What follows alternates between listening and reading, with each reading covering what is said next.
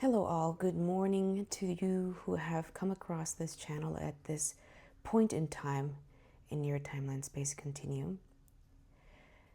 I, Spirit, will be speaking today about a couple of topics that are heavily on humanity's hearts as of now. With corruption being exposed everywhere on earth, with wars being on the daily agenda of news outlets and media posts, with suffering seeming more prevalent than ever before, we in the interdimensional realms, as one consciousness, send our love and encouragement to you. These are solemn times with solemn messages about humanity and what it has allowed to happen amongst itself, through and because of it. Even in the midst of the consequences of distributing your power to others, trusting that someone else would come save you, trusting that someone else could manage you better than you managing yourself. You now understand that there is great potential in humanity.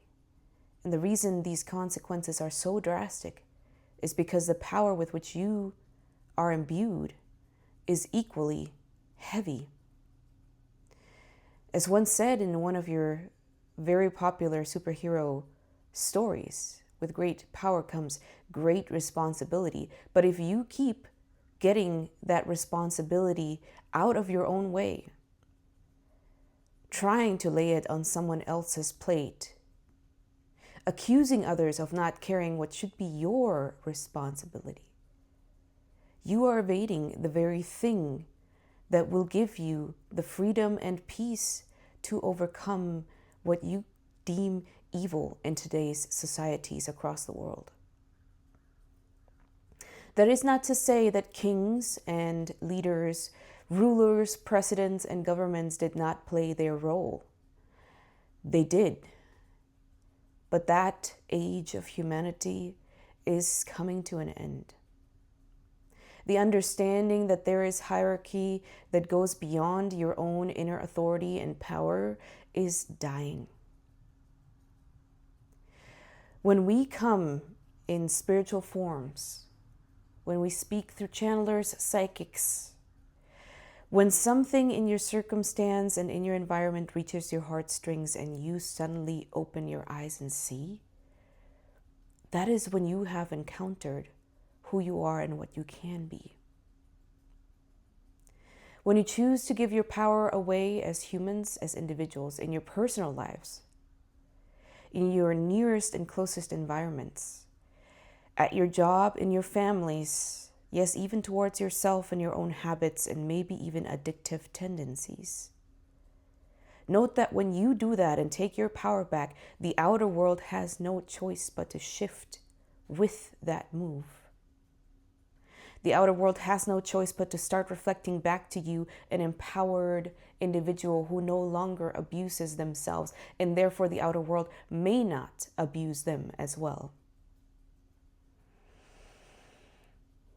We also hold great compassion for those situations and people's stories in which true victimhood is seen. We are very careful in how we phrase these things because people very often say, well, then it must be her fault that she is suffering. It must be his fault that he is homeless. And while, yes, in the grand scheme of things, we all have choices that we made before we incarnated in this lifetime, space, and circumstance, we must embody compassion. Empathy is your greatest power. Empathy is something that requires emotion, and most of us interdimensional beings have long evolved past emotion. And when we say we love you, truly, it is a love that is beyond emotion and something that perhaps most of you cannot grasp. But when someone still has the ability to express emotion, they also have the ability to express empathy and true compassion. True feeling with, not feeling for, but feeling with. And yet, even in this beautiful superpower, there is the entrapment of feeling too much for others. Again, for, not with. When one feels emotions healthily, one feels the pain, one feels it in the body and then lets it go, lets it exit the body. The body was not meant to hold pain like that, to hold suffering like that. It was meant to transmute it, like an antenna transmutes energies that comes to it into, for instance, a radio signal, into, for instance, a TV show. Your bodies were made as transmuters, not as holders of all these energies, pains, and sufferings. But humanity has not been taught to transmute it. It has been taught to hold on to, and therefore the suffering compounds. Can you choose to become transmuters, to help all this pain flow in, through, and out, transformed into something else, into a different kind of energy? What if it could be transformed into compassion and empathy?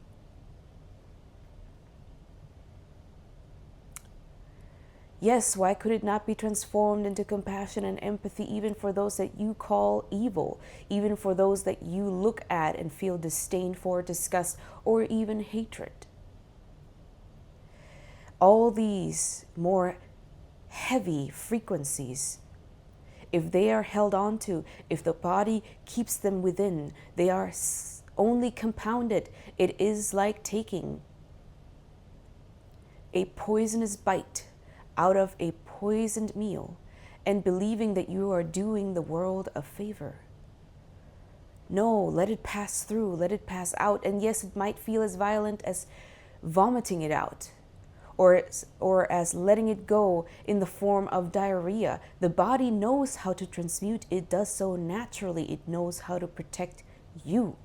But if your mental mind keeps holding on to the pain, the hatred, and the negativity, refuses to feel empathy and compassion for those who you even deem evil, for those you accuse and point the finger towards as those in charge of this world's chaos and pain, then we have missed the point.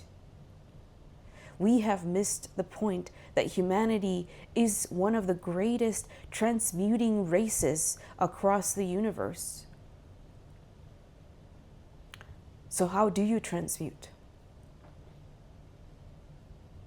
How do you transmute?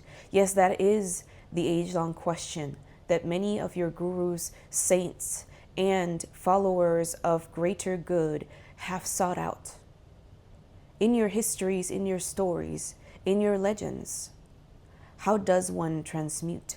How does one overcome? How does one detach and live as a greater version of themselves and dive into health, into balance, and into peace, if not joy?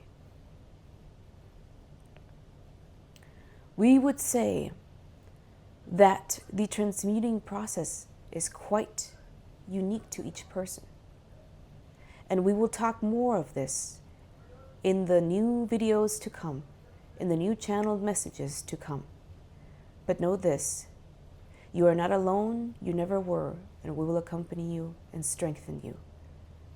Thank you and goodbye.